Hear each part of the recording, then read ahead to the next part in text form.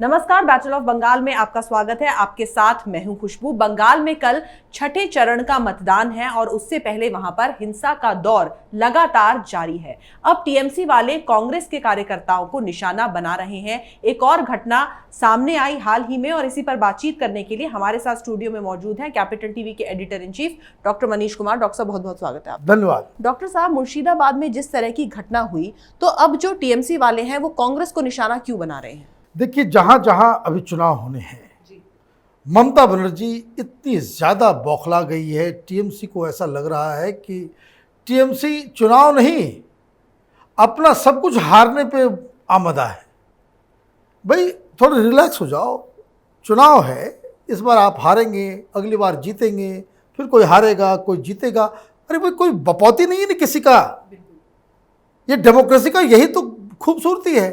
अब हो क्या रहा है, जहां जहां इनको जिससे कंपटीशन मिल रहा है वहां पे ये बमबाजी कर रहे हैं। अच्छा, पोलिंग से पहले नया टेक्निक इस बार इजाद किया है इन लोगों ने कि पोलिंग के दिन तो वहां पे सीआरपीएफ आ जाती है, तो जितना डराना धमकाने का काम है वो आप सीआरपीएफ के आने से पहले आप कर लो जी।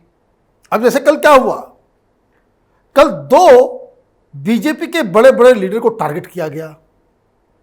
एक अर्जुन सिंह के घर, जो उनका घर है जगदल में, बैरकपुर से वो बाकायदा एमपी हैं, वाइस प्रेसिडेंट हैं पार्टी के, उनके घर के ऊपर हमला, बम चलाया गया।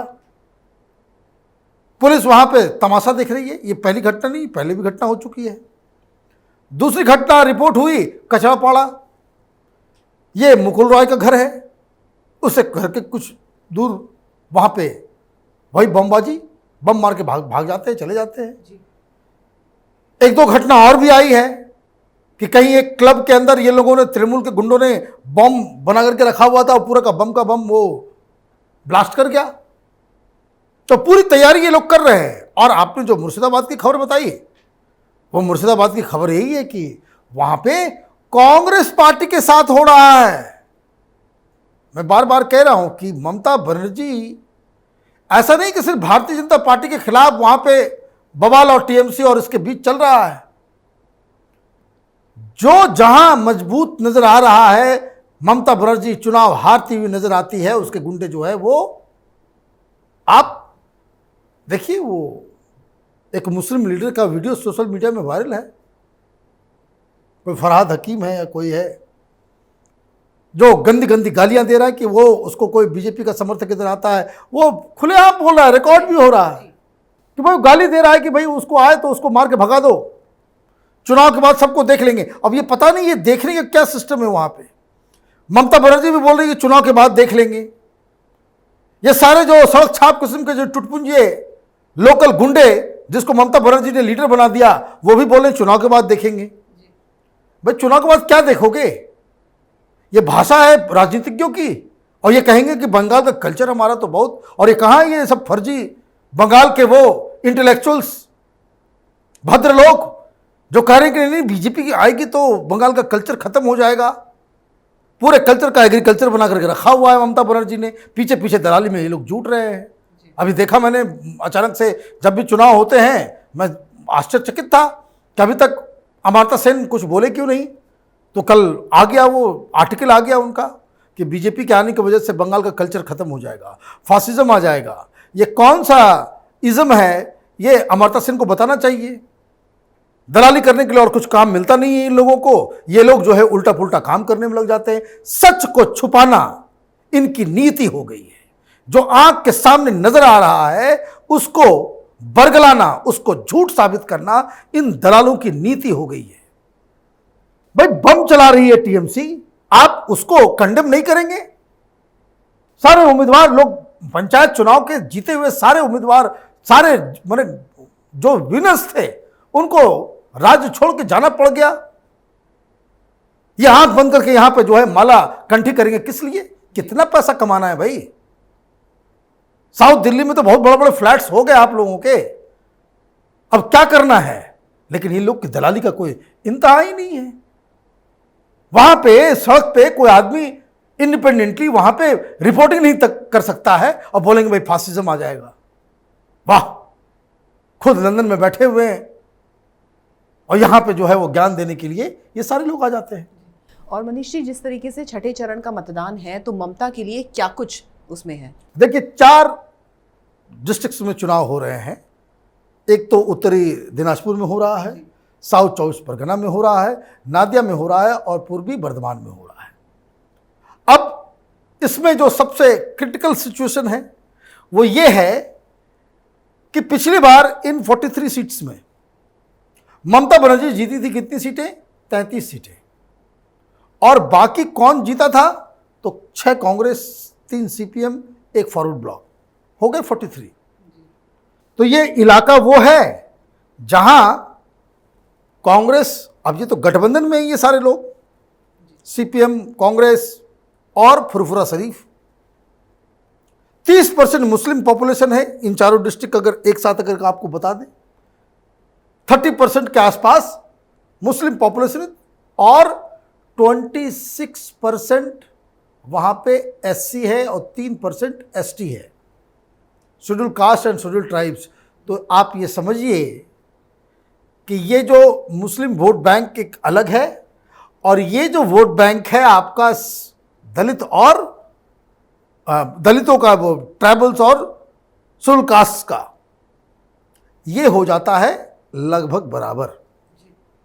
मतलब वो सिस्टम जो है वो भारतीय जनता पार्टी के लिए क्या बन रही है वहां पे स्थिति, उसको समझना जरूरी है। और इस जगह पे 26% के आसपास मतुआ कम्युनिटी के भी लोग हैं और 5% राजवंशी भी है। अब ये समझ रही है कि क्यों झगड़ा हो रहा था इन इलाकों में, जो 6 फेज के पहले जो बमबारी हो रही है, क्यों हो रही है? तो पिछली बार की स्थिति में और इस बार की स्थिति में, पिछली बार 43 सीट्स के अंदर भारतीय जनता पार्टी को एक भी सीट नहीं आई थी। 10 सीटें वो आई किसके पास? तो कांग्रेस, ये जो दूसरा गठबंधन है, मतलब वो गठबंधन भी वहां पे मौजूद है। वो दूसरे इलाके की तरह नहीं कि टीएमसी ने क्लीन स्वीप कर दिया था। तो ऐसे में इस बार वहां पे क्या होने का सीन लग रहा है? ट्रायंगुलर फाइट होने का सीन लग रहा है। और जब ट्रायंगुलर फाइट होगा तो मुस्लिम वोट में डेंट ये लोग भी मारेंगे, ये जो वामपंथी और कांग्रेस का जो अपना सिस्टम है, जो अलायंस है, तो वो भी कुछ लेकर के जाएंगे। 5% ले जाए, 10% ले जाए, कुछ भी ले जाए, लेकिन ये जो राजवंशी, मतुआ, एससी और एसटी, ये भारतीय जनता पार्टी के साथ खड़े हैं। और एक पोलराइजेशन हो ही रहा है हिंदुओं का, उस पर तो चल ही रहा है पूरा मसला। तो ये बीजेपी के लिए एक काफी इंपॉर्टेंट फेज ये साफ साफ नजर आ रहा है। और इसमें जब पिछले बार जब लोकसभा चुनाव हुए थे, तो लोकसभा के चुनाव के दौरान अगर असेंबली वाइज अगर हम उसको जोड़ते हैं इन सब सीटों के ऊपर, तो इसमें 20 के आसपास असेंबली सेगमेंट्स लोकसभा चुनाव में वो भारतीय जनता पार्टी वहां पे आगे थी। मतलब ये कि इस इलेक्शन में अगर ये जो खबर आपने दी कि भाई मुर्शिदाबाद और इस सब इलाके में अब कांग्रेस पार्टी और टीएमसी के बीच हो रहा है, वो इसलिए हो रहा है कि ये जो जहां जहां वो डेंट करने वाली स्थिति है वहां वहां दिक्कत हो जाएगी। इसमें जो 43 सीट्स हैं उसमें कुछ सीटों पे मुस्लिम 30% से ज़्यादा है और कुछ सीटों पे ये दलित और मतुआ और एससी एसटी जो है वो 30% से 20% से कहीं ज़्यादा है। तो ये कुल मिलाकर के स्थिति बन रही है और इसमें बीजेपी को हराने के लिए ममता बनर्जी के पास सिर्फ एक ही स्ट्रैटेजी था कि वो जो 43 सीट्स में जो इन लोगों ने उम्मीदवार खड़े किए थे उसमें से 24 जो कैंडिडेट है इस बार वो नए चेहरे हैं। मतलब ये कि पिछली बार जो असेंबली इलेक्शन में जो 43 कैंडिडेट्स जो टीएमसी उतारी थी उसमें से 24 को बदल दिया गया है। अब दिक्कत ये हो रही है टीएमसी की कि जो बदला गया है जी। ये भारतीय जनता पार्टी के लिए उन 24 सीटों पे टीएमसी का वोट कट के आएगा, उसकी भी उम्मीद बनी हुई है। तो ये एक ऐसा आप इसको समझिए कि 6th फेज में भारतीय जनता पार्टी के लिए एक बहुत ही गोल्डन अपॉर्चुनिटी है। ट्रायंगुलर फाइट हुआ, भारतीय जनता पार्टी इस जगह से 30 से 35 सीट बड़ी आराम से जीत जाएगी। जी डॉक्टर साहब, जिस तरीके से इस बार जो बंगाल का मुसलमान है वो भी ममता बनर्जी से काफ़ी हद तक दूर जाता हुआ दिख रहा है, तो इससे आप मुसलमानों की समझदारी कहेंगे या फिर ममता की नाकामी? देखिए, मैं इस चीज़ को नहीं मानता कि मुसलमान ममता बनर्जी से अलग जा रहा है। कुछ पॉकेट्स में जो कभी ममता बनर्जी के साथ थे ही नहीं, जैसे मालदा में चौधरी खानदान का वहाँ पे एक वर्चस्व है, वो कांग्रेस पार्टी में थ्रू आउट रहे हैं, इसलिए उस जगह पे अभी भी कांग्रेस पार्टी का बोलबाला है। अधीर रंजन चौधरी भी बिल्कुल ही मुस्लिम बहुल इलाके से आते हैं, वो अपनी सीट अपनी खुद निकालते हैं, जीतते हैं, तो वहाँ पे भी वो जो उस इलाके का जो मुसलमान है वो टीएमसी के साथ नहीं था। उसी हिसाब से कुछ जो इस बार जो नया एक चेहरा सामने आया है अब्बास सिद्दीकी का, उसकी वजह से कुछ मुसलमान इधर उधर तो हो सकते हैं, लेकिन ये कहाँ पे होगा? ये वहाँ पे होगा जहाँ पे मुस्लिम पॉपुलेशन 40% से ज़्यादा है, 50% है, 60% है, 70% है। मुर्शिदाबाद में 73% के आसपास मुस्लिम्स हैं। तो वो उन इलाकों में ऑब्वियसली कुछ बंटवारा होगा और कुछ टेलीविज़न चैनल वाले और कुछ रिसर्च करने वाले वो उन इलाकों में चले जाते हैं जो बिल्कुल ही मुस्लिम बहुल इलाका है, तो वहाँ आपको उस तरह के बाइट्स, उस तरह की चीज़ें सुनने को मिल जाएंगी कि भाई ममता बनर्जी के साथ नहीं, ममता बनर्जी ने मुझे धोखा दिया है, मुसलमानों को धोखा दिया है। लेकिन ये कहाँ ये स्थिति पैदा हो रही है? ये उन इलाकों में स्थिति पैदा हो रही है जहाँ मुसलमानों को अपनी सिक्योरिटी और वहाँ पे उनका जो पोलिंग परसेंटेज है वो बहुत ज़्यादा है कि दे आर द मोस्ट माने डिटरमाइनिंग फैक्टर है। अब 50% से ज़्यादा मुस्लिम है, 70% मुसलमान है, तो सबके सब तो टीएमसी को देंगे नहीं। तो ये कांग्रेस, फुरफुरा शरीफ और आपका कम्युनिस्ट पार्टी, इन तीनों के गठबंधन के उम्मीदवार जहां मजबूत नजर आ रहे हैं वहां के मुसलमान उनको वोट देंगे। सवाल बड़ा आपने जो सवाल पूछा उसका सही सवाल ये है कि भाई क्या मुसलमान बीजेपी के साथ आ रहे हैं? वो नहीं आ रहे हैं।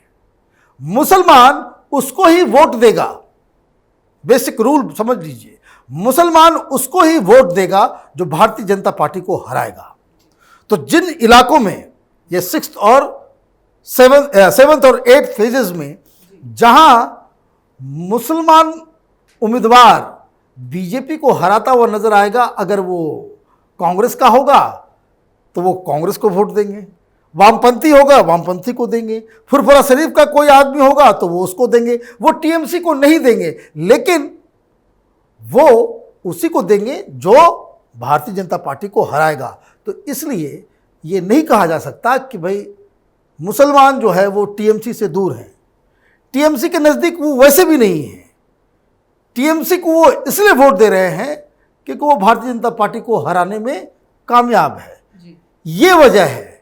इसलिए ये कहना कि भाई पॉलिटिकल चॉइस मुसलमानों ने अपना चेंज कर लिया है, वो नहीं हुआ है। मुसलमानों को, मुस्लिम वोटर्स को जिस दिन ये अकल आ जाएगा उस समाज का उद्धार हो जाएगा। You make wrong political choice, आप अपने आप को एक वोट बैंक की तरह इस्तेमाल होने देंगे, तब तक आपका न भला होने वाला है ना आपका कोई उत्थान होने वाला है। जी डॉक्टर साहब, बहुत बहुत शुक्रिया इस तमाम जानकारी के लिए। धन्यवाद। तो तृणमूल कांग्रेस और ममता बनर्जी के लिए अपना दिल बहलाने के लिए ये ख्याल तो अच्छा है गालिब कि चुनाव के बाद देख लेंगे, तृणमूल वाले किसको देखेंगे किसको नहीं देखेंगे ये तो बात की बात है। लेकिन सबसे पहले ममता बनर्जी को ये सोचना चाहिए कि क्या 2 मई के बाद बंगाल की जनता तृणमूल कांग्रेस के लोगों को देखना पसंद करेगी। अगर आपको हमारा वीडियो पसंद आया तो इसे लाइक करें, शेयर करें और कैपिटल टीवी को सब्सक्राइब करें। नमस्कार।